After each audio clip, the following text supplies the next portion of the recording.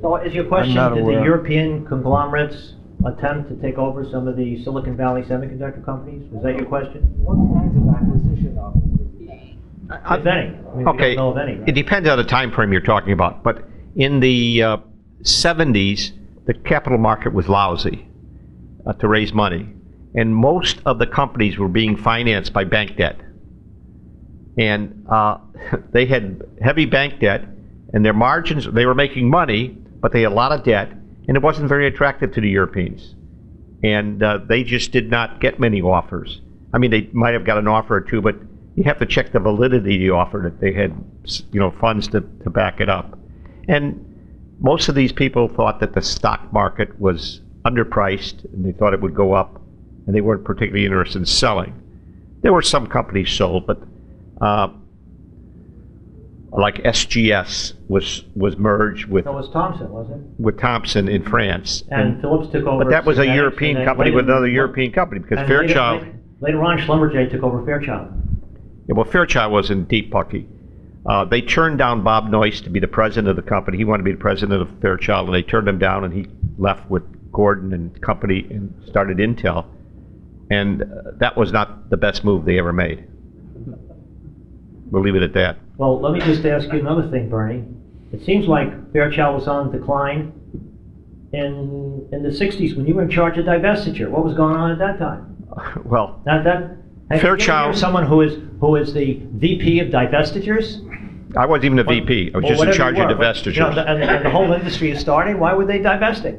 They had a lot of divisions that made no money, and they were draining the semiconductor operation. We had a division making potentiometers, little pots that we competed. Sure. We were doing about $330,000 a month in sales and losing $350,000 a month in profit.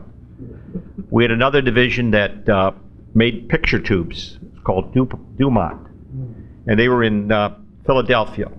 You could buy a brand new oval picture tube from Admiral, who was probably the leading producer of that era, for about $300.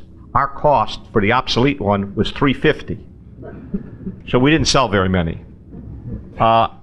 So we had a big problem. The company was afraid of being sued, so they set up the divestiture division, and the one asset they had was very profitable, was land. Sherman was a very wealthy man, being the largest. Sherman Fairchild. Sherman Fairchild was the largest shareholder of Fairchild. He was also the largest shareholder of IBM. And he owned a lot of land in the meadowlands of New Jersey. And apparently, when he was in his inventive mode and he was making money from his dividends from that, he bought land. He bought land in the meadowlands that was underwater, however, for 30 and up down as low as 3 cents an acre. Wow. So he owned all this land. Think of what that's worth now, where the It was Giants. worth a lot even then. Giants They and the drained Jets play their football games. They were trying to build a stadium. There's a company in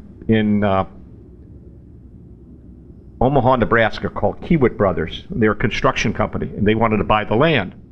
So my job was to package some of our less than stellar divisions with the land.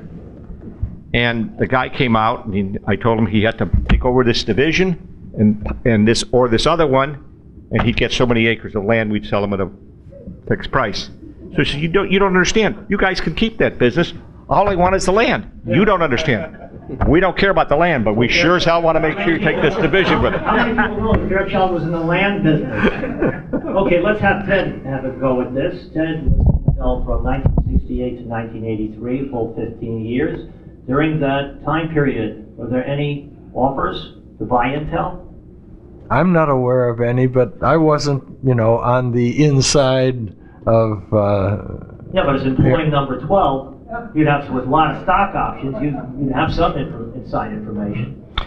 Not really. I mean, in fact, one of the things that I would say about Intel, when there was news, for example, in 1975, there was a fire it was in Penang, Malaysia, an assembly plant there, and not in Peking, as was reported in the book. But anyway, immediately, Noyce comes out and talks to all the employees. There should be no stock transactions until this news is fully public. So he warned all the employees, almost every Intel employee was a shareholder, that you know, don't get involved in insider trading until that news.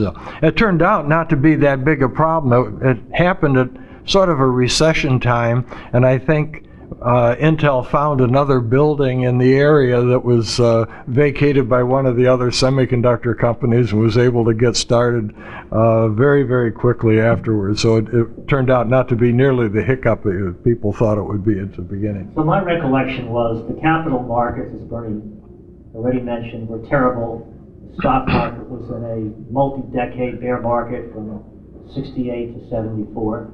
So there wasn't a lot of interest in acquisitions and IPOs and funding new companies. That started in the mid-1980s, and Professor Patil will tell us the inside story of how he was able to get funding for Cirrus Logic, because he was the founder of Cirrus Logic after he left his professorship at the University of Utah.